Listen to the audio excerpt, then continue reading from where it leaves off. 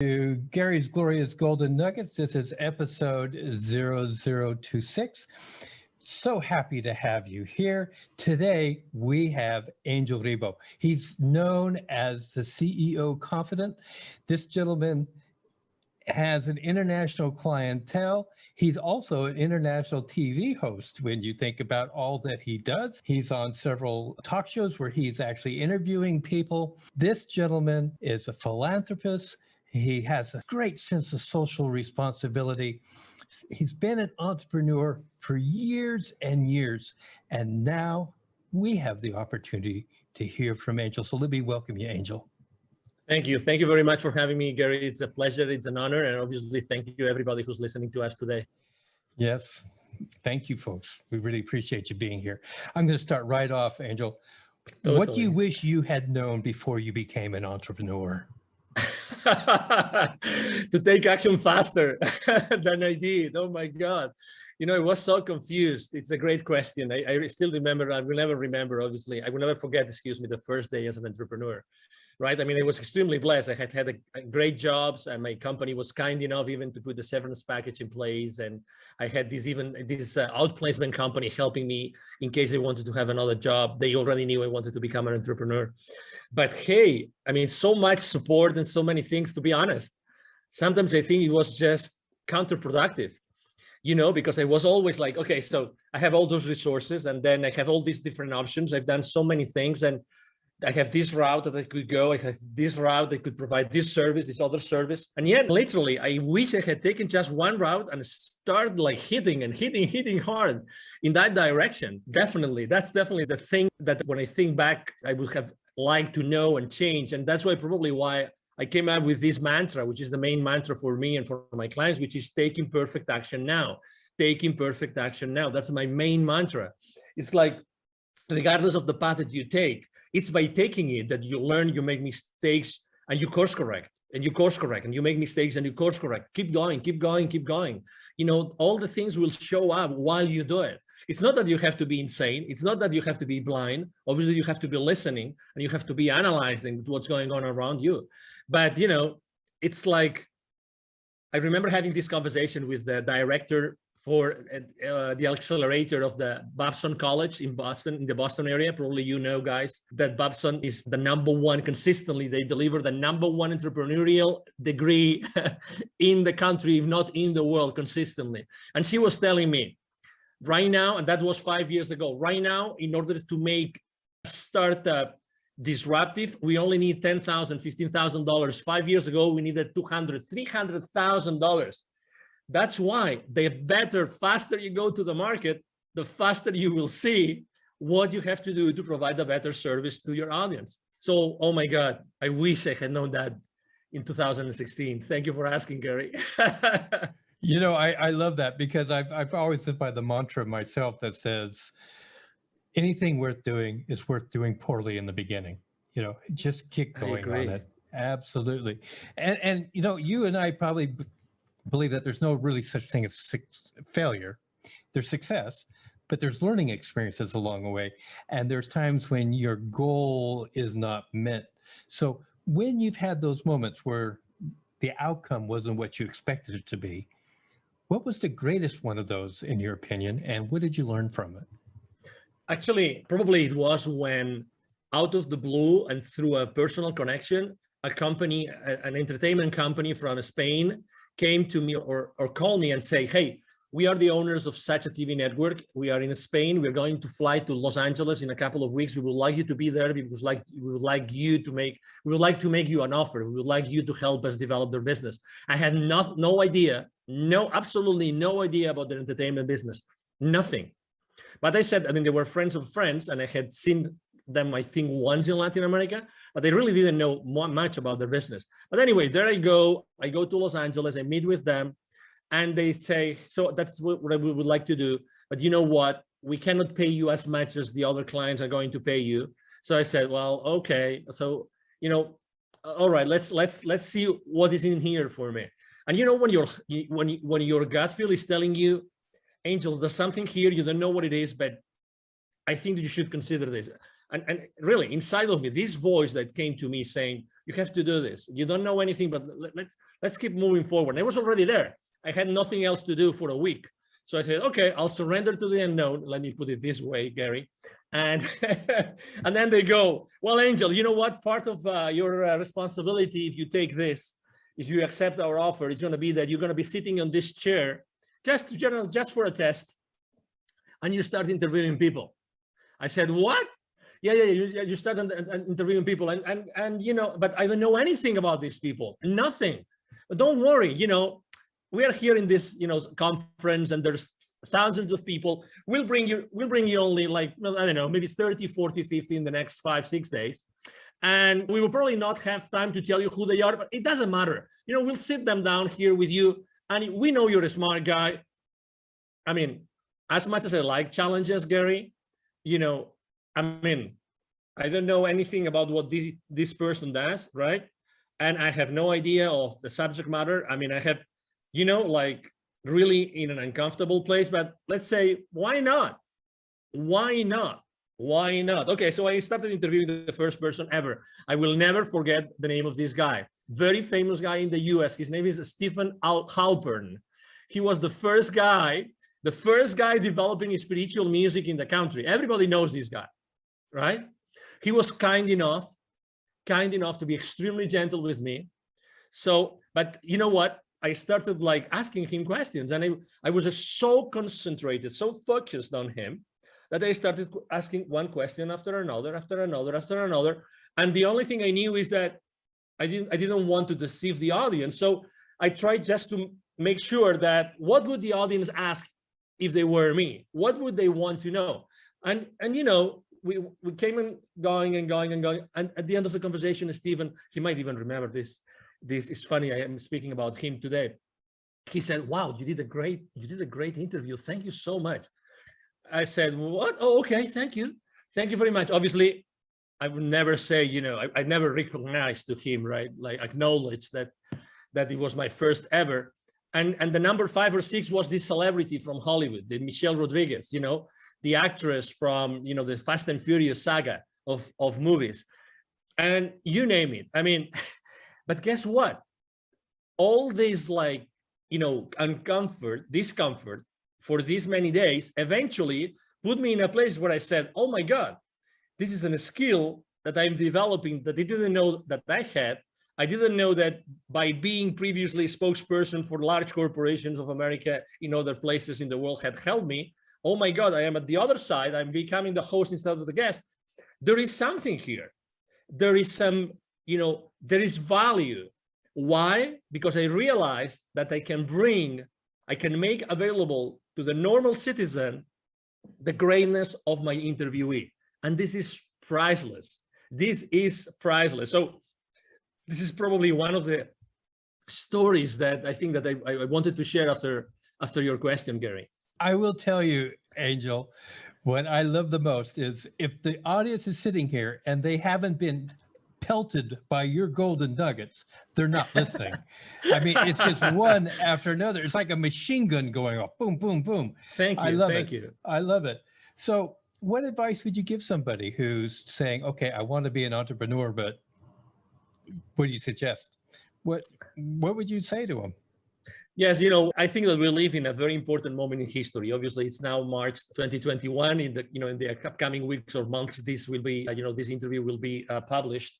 So it's a very important moment in life, and it's not a coincidence that we are living this moment. Okay, so I would like to just make sure that you understand what this means. Okay, so the world is what it is, and we are here, all of us, to play a role, like it or not. Okay, we are playing a role in the new world that we are creating. Okay, so that's number one. Number two, I was blessed enough last year of delivering a couple of webinars to the local, business accelerator communities here in Dallas, Texas, and both were about the following subject, which is pivoting in times of crisis. Pivoting in times of crisis. And after doing those two webinars to the local entrepreneurs and startup CEOs communities, I would say one thing: we all have this incredible talent.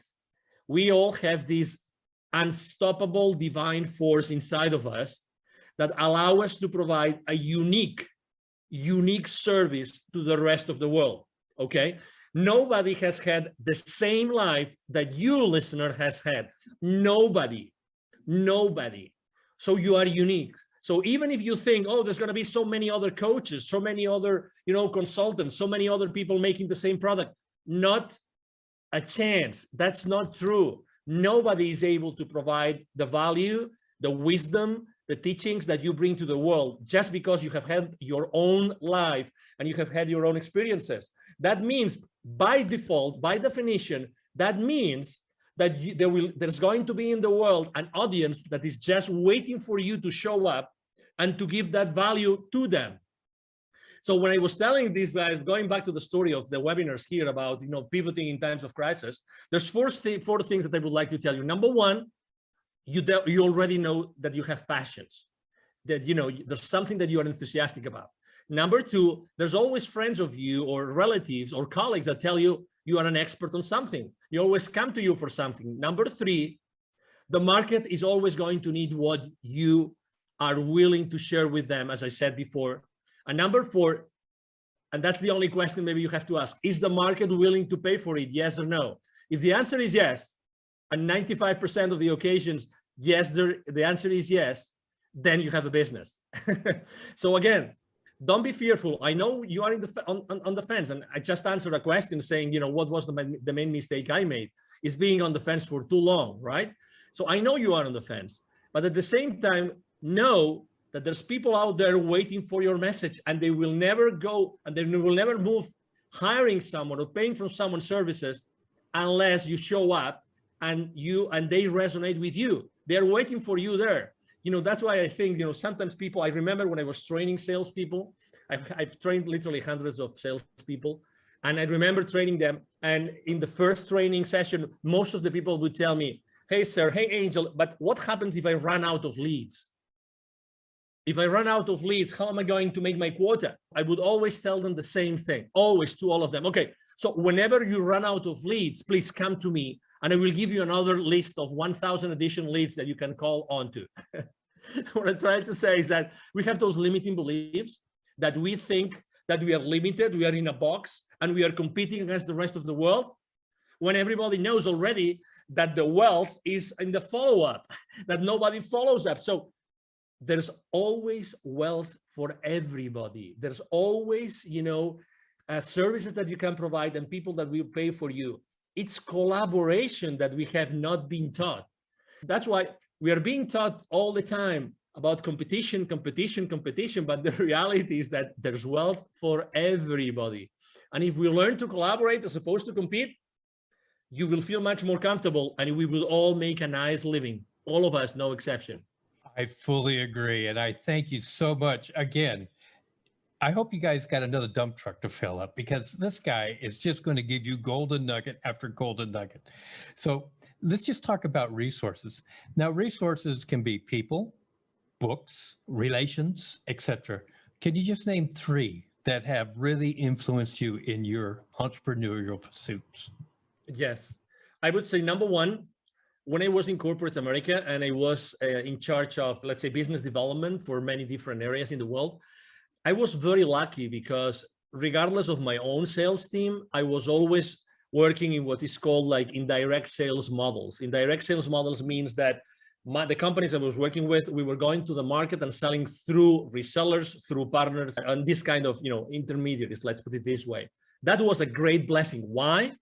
Because I became the most trusted advisor of all those companies. Guess what? The leaders of those companies and the different employees, they were pure entrepreneurs. They started their companies small, and they wanted to thrive, and they wanted to make a lot of money out of the margins that we were giving as the vendor, right? So that's the number one thing. Resources, people that I always was working with, and I was always working with partners. That's why I talk about collaboration all the time.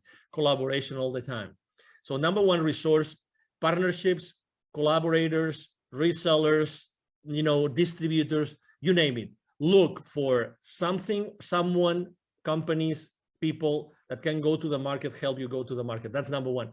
Number two, speaking about books, I'm not going to be very, let's say, very conventional with my answer about books, because I would say that probably the books that have influenced me the most have been more spiritual books than business books. But had I not read this book, and I'm going to mention just one of them, I would have never done what I have done, and I would have never moved from Europe. And it's a book considered, it's a fiction book. It's about, it's a history, or excuse me, the story about a series of scrolls and revelations from the Amazonian, forest in Peru. The book is called The Celestine Prophecy by James Redfield. Had I not read that book, which was like, of course, I knew that already, but I would never say this aloud. This is, I would be embarrassed of sharing this with anybody, but I was reading the book and every single page was like, oh my God, yes. Oh my God, yes. I always had this feeling inside, but I never was able to formulate it properly. I was never able to say, oh yes, this is like this. Exactly. So, and why is this book so important? It was so important for me because that's the book that when I finished reading it, I said, I have to go from Europe. I am originally from Barcelona. I was living in the UK at that time. I said, I have to move from Europe to the Americas. I don't know why nor how. It doesn't matter. I'm going to go back to London and I'm going to ask my managers, my supervisors, hey, I would like you to relocate me to Latin America to work. I don't know why, I just want to go, right? And they told me, no, you're crazy. Why would you go from this, amazing job in this amazing country, making so much money, to a third world country? You are insane. But anyway, I took my chances and I did it, and I'm glad I did it. And that's the second resource, right? And the third resource, it was going to an event.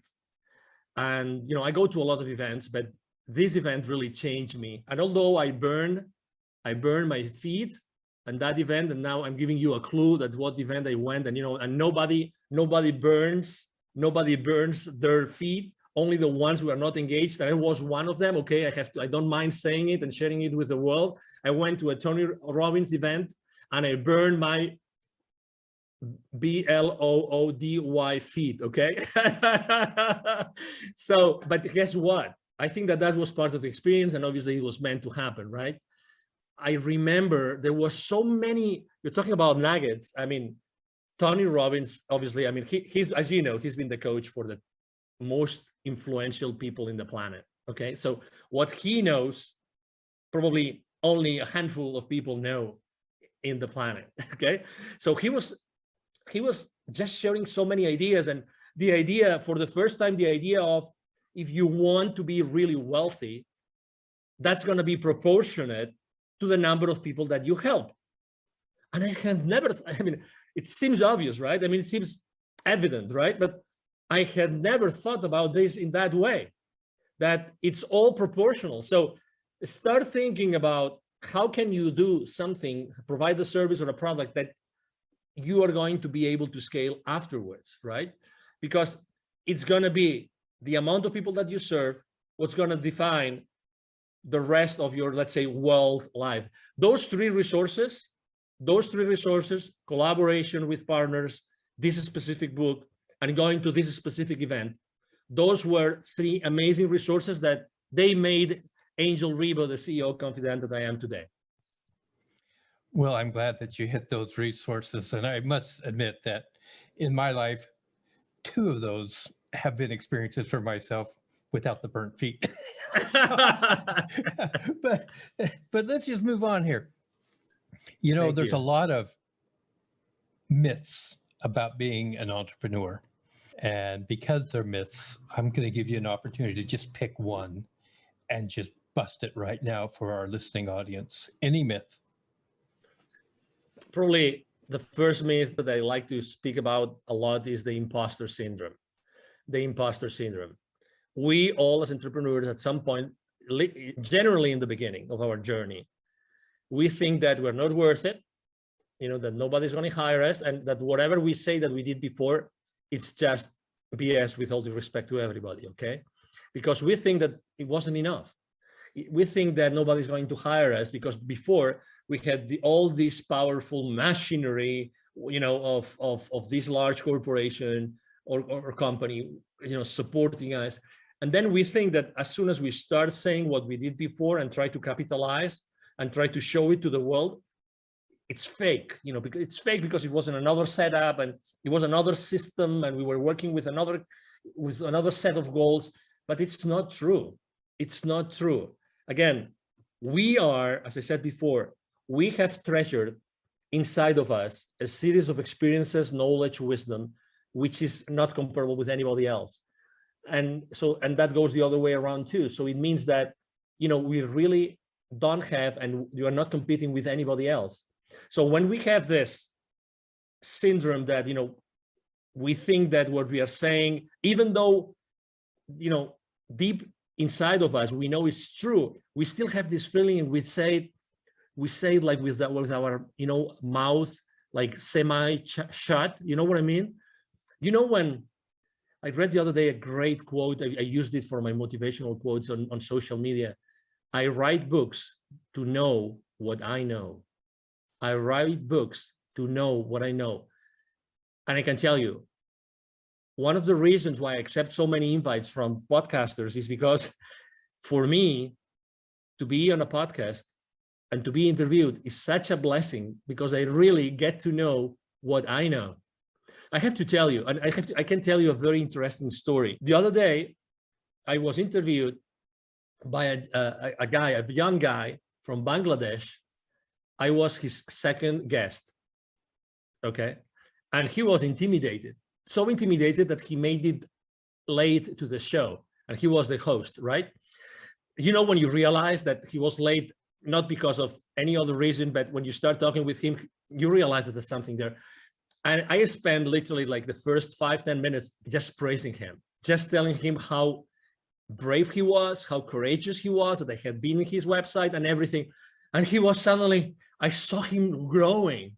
I saw him like becoming the phoenix bird. You know what I mean? This young man, I was his second, and he started asking me questions. And the questions he was asking me were so naive. But you would say, okay, they were naive, so they were not rich. No, because it's not such a thing as a naive question. I phrase it like this, so you realize you know what I mean. But he forced me to answer questions in a way that nobody else had ever forced me to answer. So out of his spontaneity or his, being genuine and naive, actually, we eventually had an incredible interview.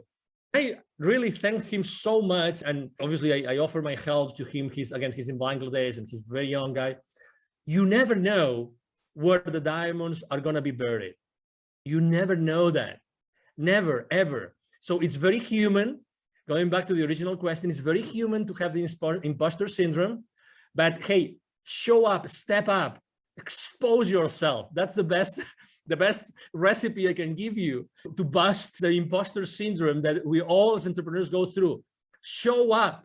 Don't be afraid. And if you cannot answer a question, it doesn't matter. Be genuine and say, hey, I haven't got the finest idea of how to answer this question. I will have to think about it. Just that. And it's you. And there's going to be people that are going to say, this guy was strong enough, and he was authentic enough and humble enough to acknowledge that, or he or she obviously wasn't able to answer that question. And that's part of who you are. And again, I'm sure that for the next interview, you will be able to answer this question and many others, because you probably will have done some homework, but I really like this, like as to be busted, because we all go through it. It's a limiting belief, and it's so not true. So not true, Gary. I really appreciate that. And one thing that I know from our brief interactions with each other, you are a master at building other people. You are a master at helping to establish confidence in what people have to offer. So I really appreciate that aspect of you from my point of view. Now, I'm going to change up a little bit, because I'm not going to ask the next question I normally ask. We talked about social responsibility. I'd like you to talk about your point on social responsibility as an entrepreneur. Yeah, there was a time in my life in which I said, if not me, who? And you will understand why. If not me, who? I had this question inside of me, if not me, who? When when I was in Latin America, I lived in Latin America for 10 years, and I was working with Latin America for 15 years. And I was going there so often. I was always dealing with, we were doing consultative selling to large corporations present with their subsidiaries in Latin America. And every time I was going to see their plants, the manufacturing plants, they would typically be in the outskirts of big cities, suburbs, rural areas sometimes. Every time I would go to those places to meet with the CEO levels, to close some deals, every single time outside those plants, there would be a lot of poverty, because that's where poor people live. They live in the outskirts of the cities. And every time I would go to those places with my rental car, they would ask me, hey, senor, would you like to buy some gum from me, some candy, a bottle of water? Can we keep your car safe while you are inside? So I was always interacting with kids, always was interacting with kids. And it reached some point before leaving, and actually that was one of the reasons why I left corporate America, in which one day I had this incredible experience in which I saw very clearly that I had this connection, this continuous, possibility to talk to the top guys in the continent, and at the same time being able to see so much poverty.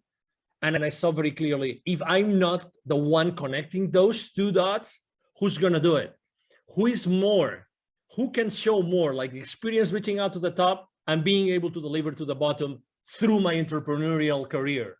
And I can teach entrepreneurship to these kids in need in Latin America. That was the aha moment. That was, and again, it came very, it was an impactful moment in my life, but I was, one of the saddest things in life is that we become, how is that, too familiar with the misery. We become too familiar with problems that we don't pay attention to. And the more they show up, the more insensitive we become. We become insensitive to people that are really in depth, in deep problems. And let me tell you an example. Just in Latin America, there's 170 million kids in 2012, according to UNICEF. 81 million kids live in poverty in Latin America. 81 millions. Okay, so the population of the US is 350 million roughly. 81 million kids in Latin America live in conditions of poverty. 22 million don't have drinking water at home. 22 million. And that was from 2012. I can't imagine now, after everything that's going on in the world, I can't imagine. So that's why in 2015, after I had this experience, we gathered a team. I'm the co-founder of Wisdom for Kids. And what we do is we help underprivileged kids in Latin America become entrepreneurs using the local resources. And you see, it's like, Gary, it's like for my entire life, I was preparing for this. Isn't it crazy? It's like I had learned all this entrepreneurial stuff and connecting to all these people and knowing how to reach out to them, blah, blah, blah. All this, like, there was a plan behind it. Someone had been working on that plan for me to be able eventually to do that. That's why I was asking myself, as I said in the beginning, if not me, who? Who's going to do this if it's not me? Who is more, prepared to do this? And I felt immediately, the responsibility in a good way, because going to Latin America and teaching kids entrepreneurship is just a blast. It's a big blessing, as you can imagine, Gary. I just am so overwhelmed with the things you've just talked about. Thank you. This is why I love doing what I do when I get to talk to people like this. How can people contact you? Thank you. So I'm very active on social media. I'm blessed with having a great team that helped me do that. Otherwise, I wouldn't be able to do it. I thank my team every single day. I am the most active network I am on social media outlet is LinkedIn, the professional network. You can message me there and you will see me there. Angel Ribo, Ribo spelled like R-I-B-O for the ones that don't see the video of this interview. My brand is the CEO Confidant. And I'm going to give you also my direct email address. Either my team or myself, we answer all the emails we receive every single day. It's very easy. The email address is extremely easy. Angel, as in heaven, A-N-G-E-L, @angelribo.com. My last name is Ribo, R-I-B as in boy, O. So my email address again is angel@angelribo.com. You can reach me there, and it will be a pleasure for me to interact with you and engage in a conversation. Ladies and gentlemen, we'll have all that information in the show notes. So if you're driving, continue driving. Don't try to pull over to the side of the road and try to write it all down now. So yeah, just go ahead. Now, Angel, I always give every guest 2 uninterrupted minutes. to right. say whatever's on their heart, whatever they want to say at this moment. So your 2 minutes start now.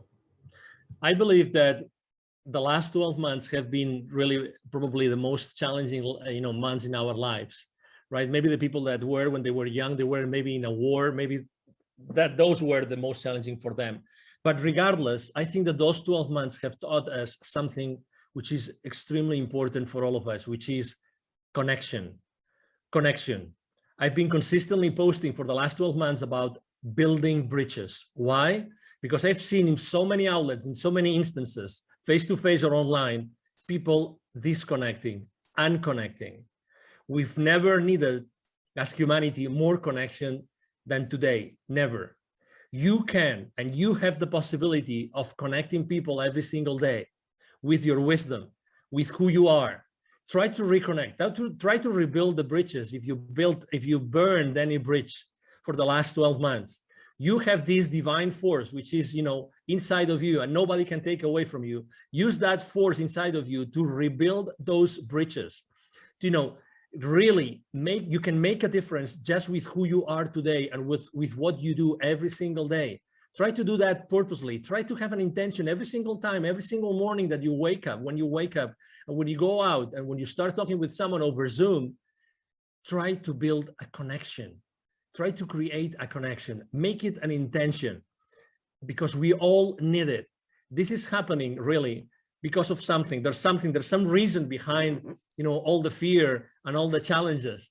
And the reason why this is happening is that because we have to become more aware of what we really can do as humans. I see this every single day. Thank you, Gary, very much for allowing me to be here. You are right. When I work with someone, I really make sure that they understand their own potential. That's my main goal with everybody I work with. To make them understand their absolutely incredible potential. And, it's been a pleasure to be here with you today. And thank you for allowing me to maybe share some nuggets with you. And obviously, I feel so honored to be here, and anything I can do for you and for your audience, it will be a pleasure to do it, Gary. Thank you so much, Angel. God, I love you, man. You're great. Thank you. Likewise. Ladies and gentlemen, that is going to conclude this episode of Gary's Glorious Golden Nuggets. If you've enjoyed the show and you haven't subscribed yet, please do subscribe. If you would like to share this with somebody, please do. Help our audience to grow. Angel, you are a gold mine. Thank you so much. Thank you so much for your time. Absolutely.